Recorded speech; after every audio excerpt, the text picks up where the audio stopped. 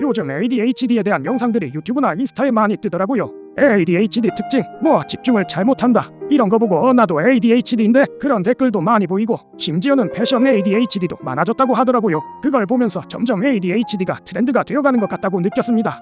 근데 그러면서도 정작 사람들이 ADHD를 잘 모른다는 그런 생각이 들더라고요. 그래서 오늘은 찐 ADHD 유저로서 ADHD가 뭔지, ADHD는 왜 그런 건지 등에 대한 설명을 한번 해볼까 합니다. 일단 ADHD가 뭡니까? 주의력 결핍 과잉행동 장애죠. 정신질환 중 하나입니다. 증상은 사람마다 조금씩 다르겠지만 말 그대로 주의력 결핍과 과잉행동이라는 증상이 있어요. 쉽게 말해 주의력 부족, 어떤 일에 집중을 못하고요. 과잉행동, 끊임없이 움직이는 등 행동이나 생각을 가만히 냅두질 못합니다. 예시를 하나 들어볼까요? 보통 사람이 길을 걸으면 이따 집 가서 뭐 할지 생각하고 벚꽃이 폈구나, 아마 이 정도만 생각하면서 걷겠죠? ADHD가 길을 걸으면 이럽니다. 일단 머릿속 노래 하나 재생되고 있고요. 뇌 한쪽에선 어제 봤던 애니 장면 떠올리고 있고, 머릿속에서 여여여여 거리는 소리, 움직이는 피스톤, 화살표라는 도형이 떠오르다, 비둘기, 마이클 조던, 길고양이와 달팽이 등등 이런 개잡 생각들을 계속하면서 걸어갑니다. 쉽게 말해 머릿속에 수많은 스피커와 모니터가 동시에 켜져 있는 느낌이에요. 잡생각을 하고 싶어서 하는 것이 아닙니다. 평생 이렇게 살다 보니까 내가 지금 잡생각을 하고 있다는 사실조차 잘 느끼지 못해요. 그냥 나한텐 이게 아무 생각 없는 상태니까요. 그럼 AD 사람들은 대체 왜 그럴까요? 뇌의 도파민 기능이 박살나서 그럽니다. 생명과학 배우신 분들은 꽤 익숙하시겠지만, 호르몬 중에 도파민과 노르에피네프린이라는 뇌 신경 전달 물질이 있어요. 다시 말해 얘네들의 분비와 제흡수가 작살났다는 겁니다. 도파민이 뭡니까? 님들 쇼츠 릴스 볼 때 뿜어져 나오는 그것도 도파민이지만, 도파민이란 게 사람의 행동 동기부여에도 작용을 합니다. 일반 사람들은 사소한 일상 속에서 청소나 숙제를 할 때도 적절한 양의 도파민이 나와요. 지루한 일이라도 약간의 도파민이 작용해서 쉽게 시작할 수 있죠. 하지만 AD들은 그 도파민 작용이 작살난 상태입니다. 도파민이 나와도 제흡수가 빨라서 도파민이 제 기능을 못해요. 그래서 일상이 늘 지루하고 귀찮은 일은 시작조차 하기 어려워합니다. 다시 말해 일반적인 사람들의 뇌가 생각에서 행동까지 흐르는 호스가 있다고 치면, AD들은 그 호스에 빵꾸가 뚫려 있는 겁니다. 그래서 맨날 해야 할 일 시작도 못하고 미루다 딴짓하고 그러는 거예요. 근데 사람이라면 누구든지 지루한 일은 미루고 싶고 하기 싫어하잖아요. 이게 AD랑 무슨 상관이냐고요? AD들은 이게 노력이나 의지로 극복이 안 되는 거예요. AD들이 모든 일에 집중을 못하는 게 아닙니다. 자신의 자극이 있다고 느끼는 거, 흥미를 느끼는 거에는 과도한 집중을 보여요. 도파민 조절이 안 된다는 겁니다. 남들은 사소한 업무에 3의 도파민을 얻고 흥미있는 일에 7의 도파민을 얻어서 적절한 조절을 한다면, AD들은 사소한 업무에 0의 도파민을 느껴 시작을 못하고 흥미로운 일에는 10의 도파민이 솟구쳐서 미친듯이 하는 겁니다.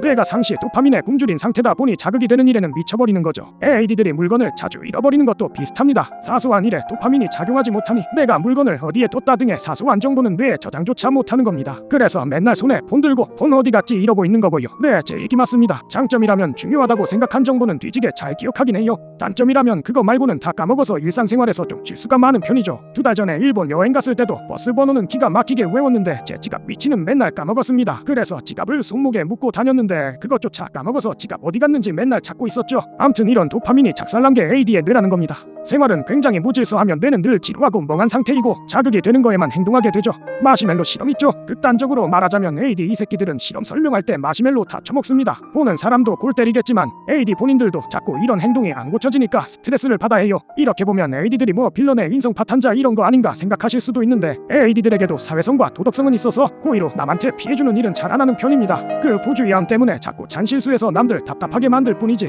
오히려 눈치 보고 소심한 사람들이 더 많아요. 여기까지 보고 나 물건 잘 잃어버리는데 나 AD인가? 생각하시는 분들도 계실 텐데, AD에는 한 가지 요건이 더 필요합니다. 일단 AD는 후천적으로 나타나지 않습니다. 보통 선천적으로 어렸을 때부터 나타나죠. 그래서 AD 진단 기준 중에 증상이 어렸을 때부터 심했는가가 평가 요건 중에 하나가 있던 걸로 저는 기억합니다. 지금부터는 제 AD 삶이 어땠는지 썰 좀 풀어볼게요. 솔직히 말하자면 전 유아기 때 증상이 굉장히 심했습니다. 유치원생 때 피아노 선생님도 절 포기했을 정도니까요. 수업만 하면 애가 뭐가 떠올랐는지 갑자기 일어나서 어딘가로 사라지고 피아노 자꾸 안 치고 딴 얘기하고, 지금은 안 그러긴 하지만 그때는 그냥 중동 제어 자체가 안 됐었던 기억이 납니다. 초등학교 때도 비슷했습니다. 남들 놀이터 가서 친구들이랑 놀 때 저는 운동장 가서 혼자 모래 깨수했어요. 수학학원에서 모르는 형 책상에 있던 핸드폰 바닥에 살포시 내려놨다가 결투 신청도 받았습니다. 진심 왜 그랬는지 기억도 안 납니다. 다행히 중학교 올라가서는 사회성을 배우고 좀 나아졌어요. 이렇게 행동하면 남들이 저를 이상하게 본다는 걸 깨달은 거죠. 이게 뇌가 나아졌다는 게 아닙니다. 그냥 사람이 내성적으로 변한 거예요. 표출 자체를 안 하면 남들이 저를 이상하게 안 본다는 걸 안 거죠. 그래서 밖으로는 정상적인 척 행동하다가 집에 와서는 이상한 짓 하고 살았습니다. 이상한 짓이라 봤자 아이언 방사기 만들어서 쏘고 납 씹어먹고 그 정도긴 했지만요. 밖에서는 되게 정상적인 애였어요. 지금도 어느 정도 친한 애들이 아니라면 남들은 제가 AD인 줄 잘 모릅니다. 그럼 정상화가 됐으니 괜찮아졌을까요? 아니죠. 일단 수업에 집중을 못했습니다. 수업도 수업이지만 학교 생활에 잔실수가 굉장히 많았어요. 중3 학기 초 때 쌤이 저보고 야무지게 생겼다고 회장 나가보라고 했는데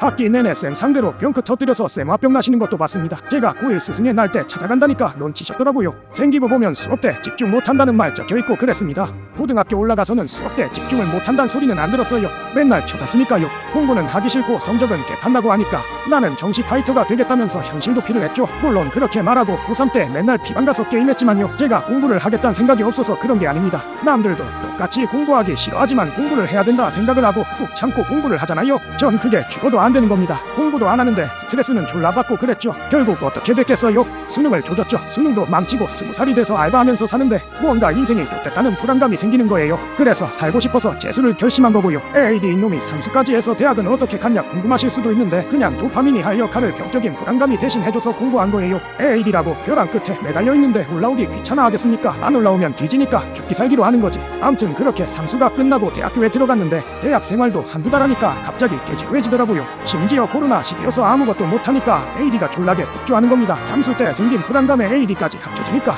뭐라도 안 하면 사람이 미쳐갈 것 같은 거예요. 그래서 학교 멀리하고 혼자 만화 그리다가 어쩌다 보니 만화 보고 뭐 유튜브 채널 회사 쪽에서 스카우트로 와서 취업하고 2학년 때 회사 다니면서 학교 같이 다녔는데 회사 일 재밌어서 학교 성적으로 F 받고요. 혼자 채널 파면 더 도파민 돌 것 같아서 1년 만에 퇴사하고 유튜브쟁이가 됐습니다. 그냥 인생 전체가 거대한 ADHD였어요. 여기까지 보고 나도 비슷한데 나도 AD인가? AD 어디서 어떻게 검사하지? 이런 생각하시는 분들도 있을 겁니다. 일단 AD 진단은 작은 병원, 큰 병원 두 곳에서 다 할 수 있어요. 물론 정확한 진단은 큰 병원에서 받는 게 좋습니다. 영상으로도 올린 적이 있지만 제가 2년 전에 동네 작은 병원 가서 성인 AD 진단을 받았는데 그때 의사쌤 상담과 설문지 검사로만 진단을 받았었거든요. 설문지만으론 정확히 진단하기 어렵긴 합니다. 그러다 제가 작년에 대형 병원 가서 정식 AD 검사를 받아봤거든요. 네, 합격했었고요. 검사 비용 졸라 비싸더라고요. 한 40만 원이었나 암튼 그랬음. 대형 병원도 검사 방법은 각각 다르지만 저는 이렇게 검사 받았었습니다. 먼저 설문지를 작성해서 병원에 갖다 냅니다. 질문량이 많아서 한 100분 정도 걸렸어요. 업무나 대화에 오래 집중하기 어려운가? 약속에 자주 늦는가? 물건을 자주 잃어버리는가? 그런 질문들이었죠. 그 다음엔 날 잡아서 의사 선생님께 몇 시간 동안 직접 검사를 받습니다. HTP 검사 그리고 웩슬러 검사 등등 그런 거 받았는데 웩슬러 검사 쪽만 잘 기억나네요. 웩슬러 검사가 글지능 검사거든요. 총 4가지 분야가 있었습니다. 언어예, 직관추론, 작업기억, 처리속도. 언어예는 어떤 두 단어를 보고 공통점을 찾거나 어떤 단어를 설명하거나 그런 능력이고요. 직관추론은 제 기억상 그냥 맨사에서 IQ 검사하는 그런 거였어요. 작업기억은 알려주는 숫자 따라 말하기, 숫자 기억하기 그런 거였고요. 처리속도는 의사 쌤이 준 작업을 처리하는 속도 같은 걸 검사했어요. 그리고 전 검사가 끝나고 정식 AD 합격증을 받았죠. 여호, 솔직히 그때 좀 설렜습니다. 약간 포켓몬 숨겨진 특성 해방한 것 같고 그랬어요. 암튼 이 웩슬러 검사에서 작업기억, 처리속도가 낮거나 이것들의 편차가 심하면 AD 판정이 나오는 것 같더라고요. 저 같은 경우엔 언어에 작업기억이 평균 이하였고 직관추론, 처리속도가 상위 1%, 3% 이랬습니다. 직관추론이야 뭐 나름 맨사 시험도 붙었는데 쉬웠었고 작업기억은 제 단기기억이 너무 구려서 5초 전에 알려준 숫자도 기억 못하더라고요. 몇 시간 동안 최선을 다해서 검사 받았는데 의사쌤이 갈수록 집중력 작살나는 게 관찰됐다고 소견서에 작성하시기도 했습니다. 암튼 검사를 받고 AD를 진단받고 나면 약물 복용 자격이 해금됩니다. AD 약들도 종류가 되게 많지만 쉽게 말하면 그냥 도파민을 정상화시켜줘서 남들처럼 생활할 수 있도록 만들어주는 약이에요. 일단 제가 약물을 처방받고 처음 약을 먹었을 때 느낌을 설명드리자면 뇌의 안개가 싹 사라지는 느낌이었습니다. 길 걸어가면서 들리는 음악 안 들리고요. 뇌에 켜진 수많은 스크린이 꺼지고 내가 걸어가고 있다는 것에만 집중이 딱 됐습니다. 광명을 찾았다는 게 정확한 표현이겠죠. 그럼 약을 먹었을 때 부작용은 없는 걸까요? 제 경험상 사람마다 부작용이 각각 다르더라고요. 사바사의 약파 이야기예요. 식욕 감퇴, 두통, 불면증 이런 거 있는데 저 나토목세틴이란 약 먹었을 때 식욕 감퇴 오지게 오고 하루 한 끼 먹고 영양실조 걸릴 것 같아서 그건 안 먹고 있습니다. 다른 약은 부작용 없었고요. 그럼 약물을 먹으면 AD가 치료되나요? 라고 제가 의사쌤한테 물어본 적이 있는데 아쉽게도 AD는 치료되는 질환이 아니라고 했어요.